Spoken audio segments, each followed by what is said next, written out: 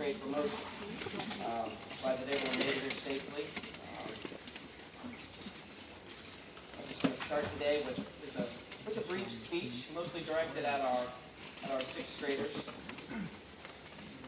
Third promotion speech for myself, and I'm going to continue my vow and commitment to never repeat my promotion speech. I do believe that each group of sixth graders is unique and very special and deserving of a speech that relates to them as a group.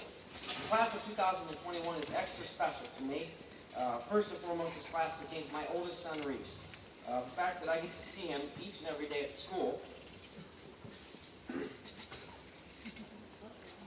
means the world to me.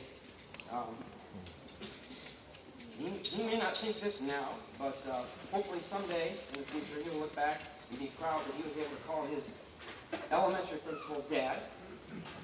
The second reason the class of 2021 is special relates to the fact that this class is the first class that has been at Eastern for my entire tenure there. The only principal that they have known at Eastern has been me, and therefore they hold a special place in my heart. Sixth graders, soon to be seventh graders. You have a tough road ahead of you. I'm not going to sugarcoat that. As you said and listened to my brief message today, I'm sure that you have many thoughts going through your head. What will junior high be like? Will I do well in my classes? Will I make some new friends? Will I do well in sports? Will I have a boyfriend or girlfriend? Most of you sat here today wondering. Some of you maybe even sat here today wondering who you are.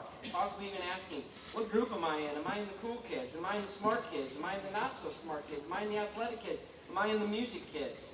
Maybe some of you have already begun thinking about what you want to be when you grow up. And I understand all these thoughts.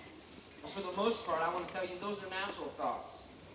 But I'm also here today to tell you and to challenge you to think differently, to act differently, and to help others change the way that they think and feel. Why so often do we let others shape our identity? Why do we let others shape who we are? You are you. Be yourself because that is who you are, not because someone else tells you to be something you are not. Why so often do we absorb the words of those who tear us down the most? Let me share one thing that I know for certain about each and every single one of you. You all belong here. You can be whatever you want to be, and in the end, the only true person that has to believe that is you. If you do not like what you see in the mirror each and every day, my advice, get a different mirror. I'm sure that you have dreams and you have started to maybe even think about those. What is my dream? My dream for you is that you do not listen to any of us adults too closely when talking about your dreams. It's okay to have dreams that are not realistic, or if they don't make sense to us, the adults. You are still, in fact, kids. Take time to be a kid. You never get that opportunity again. Trust me. Start today. Start today by generating new habits. Positive and healthy habits. Start forming your dreams today. Stop forming the groups that hurt others. Stop tearing yourself down. Stop comparing yourself to those who are sitting around you today. You see, today's habits too often become tomorrow's reality. And here's a quick testimony I want to share, and I'm not even sure my own son knows this story. I graduated 66th in my high school class out of 99 students. When I left high school, I had a 2.2 GPA. Why?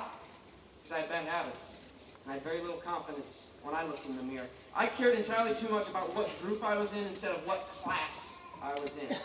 I was much smarter than my 2.2 GPA showed. I knew that. But my dream was to go to college and run track and field. Nothing more, nothing less. Running was my life, and I was told many times that I could not cut it through my college courses. And unfortunately, some of my bad habits did follow me to college, and I proved some of those people to be correct. During the fall term of my sophomore year, I was kicked out of college. My GPA was so low that the university expelled me. Was this embarrassing? Yeah. And some of you might be wondering, why is Mr. Miller telling us this? Well, I tell you because it is a great example of how so many things in life can depend on what you see in the mirror. You see, I saw the potential in myself, and I saw that I was smart enough to do the work. What took me a while to realize was how my poor life habits and the lack of self-confidence controlled so many aspects of my life. Well, eventually I turned things around. I generated new habits that allowed me to be successful, and I graduated college with a GPA of 3.2. Today I stand here, and I'm not bragging, but I stand here with a bachelor's degree and 2 master's degrees, and I say that's not too bad for graduating 66 out of 99 in my high school class with a 2.2. So my final words to you, class of 2021, are a few things. Today's habits become tomorrow's reality. If necessary, change your mirrors often. Reflect on your daily habits and make those necessary changes now before they become reality in your life. You are capable of great things.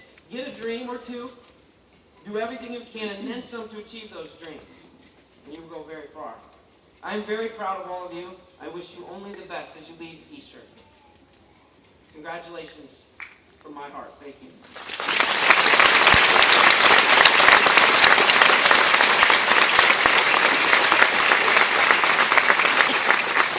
At this time, I would like to invite Melina Schultz, our Student Council President, to the stage.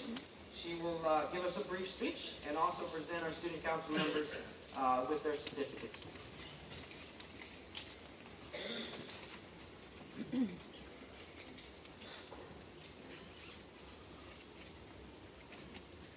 Hi everybody, I'm Melina Schultz. As your Student Council President, I would like to take a few minutes to summarize our 6th grade year at Eastern.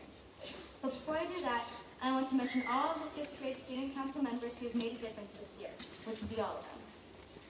The students who've helped represent their class are J.P. Smith, Alec Vanderbilt, Alyssa Wolf, Anna Murray, Lucas Morton, Adriana Gottschling, Devin Reinhardt, Emily Neeser, Alyssa Takos, Audrey Lamp, Sierra Bedore, Megan Reitler, myself, and Ellie Nikolai.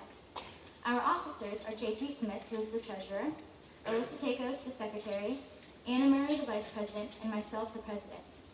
And lastly, a special thanks to our advisors, Mrs. Wilson and Mrs. Guy. Also, an extra thank you to our principal, Mr. Miller. Now that I've mentioned everybody, let's, as Mrs. Rowe would say, recapitulate our year. We've had and done the following: several popcorn Fridays, weed pulling around the school, popsicle selling, the suggestions box, a book fair, shine night, spirit week, and classroom contests. The money that we made from popcorn Fridays, popsicles, and some other small fundraisers has gone to student council, PTO, or school equipment. I feel that this year was very successful, and I'm very happy that student council and I have completed all of the goals that I mentioned in my campaign speech. I hope that each and every one of you have an amazing last day of school, an amazing summer, and an amazing 7th grade. And remember, every single one of you have very intelligent and creative minds. So in the future, let's use our knowledge and wisdom to make the world better, instead of using it to hurt other people. Thanks for taking the time to listen to me, and let's have an awesome last day of school.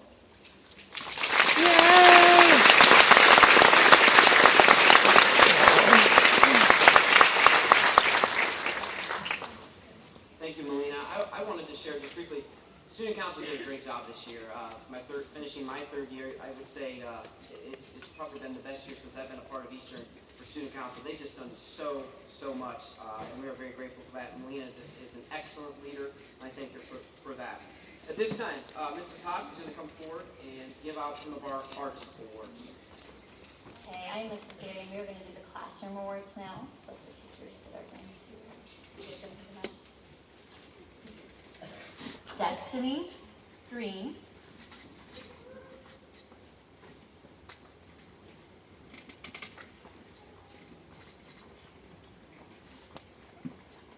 Okay, from the other 6th grade team, we have Jacob Hamilton.